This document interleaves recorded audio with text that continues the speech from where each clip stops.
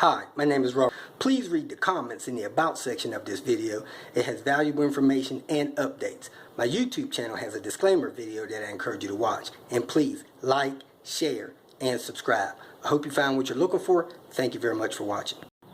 Okay, I'm going to give everybody a formal introduction to, I'm going to call this car a Silver Bullet.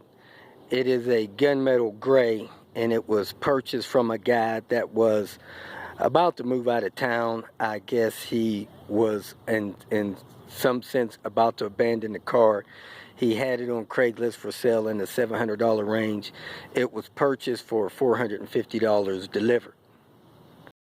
Now, the owner was told by a shop that it had a bad fuel pump, and he did not want to invest the money in the fuel pump to get it repaired.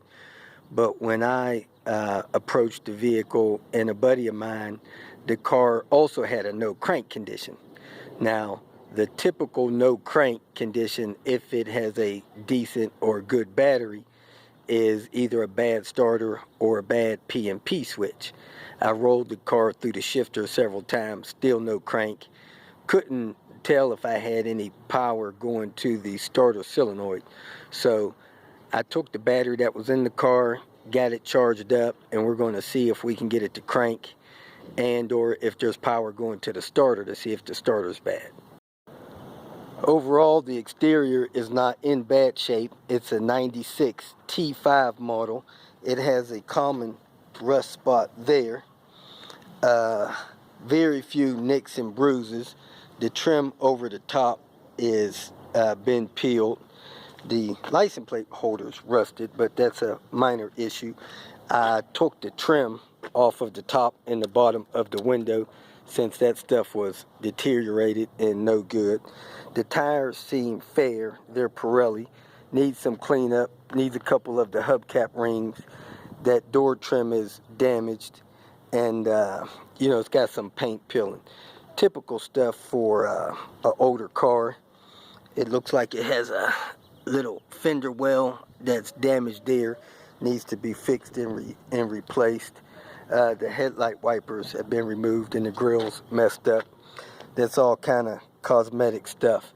Now, before the car was purchased, I made sure that the motor was not locked up.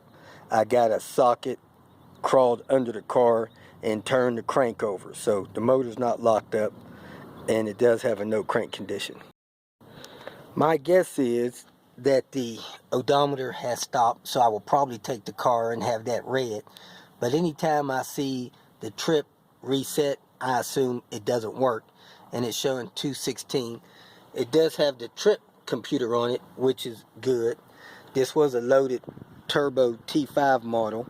Shows a little bit of wear in the leather seat there, a little bit of wear on the armrest. Some of the leather is hard, and it's got a little tear there, and you know, just generally dirty, and it needs a dash pad, which I think my buddy has one. The sun visors stay up. The roof liner does not look in bad shape. I'm not sure what all works electrically. The driver's seat is powered. The passenger seat is manual. In the back, there's some damaged carpeting there, little dirty there. Those panels can be had at the salvage yard pretty easy. The hatch does not stay up, thus the little brace there.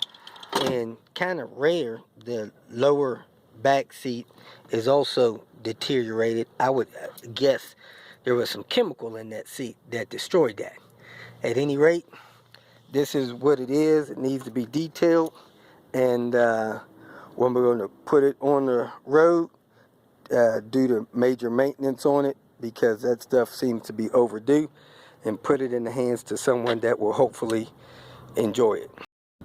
So the coolant bottle, old, deteriorated, and empty. That's a warning sign.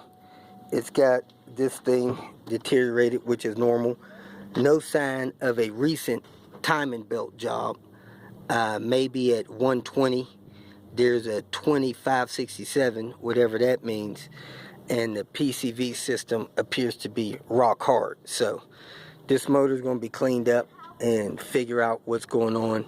A couple motor mounts, things like that. So first order of business is to install the battery, see if I could get it to crank, and or start. The most common problem that people blame fuel pumps on is the fuel pump relay, so I'll jump that and see if we can get it rolling. Okay, I have the battery hooked up and I turn the key. I get no lights or nothing, so let me see if there's some main power fuse or something blown or pulled under the hood. Well, the parts store claimed that this battery was charged.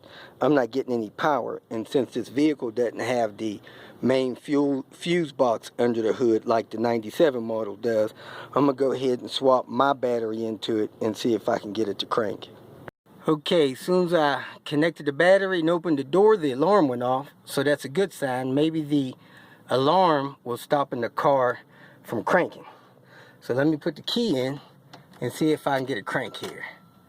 Got all the lights, still no crank. So I need to find my ohm meter and see if I'm getting power to that starter solenoid. Okay, I still have a no crank condition, so I'm going to take that battery back to the auto parts store to get a better explanation of why this battery appears to be dead. And I'm going to come back to this either later today or tomorrow to try to get it to crank, since I cannot locate my ohm meter. If you feel that this information was useful, please like it and share it with your social media friends.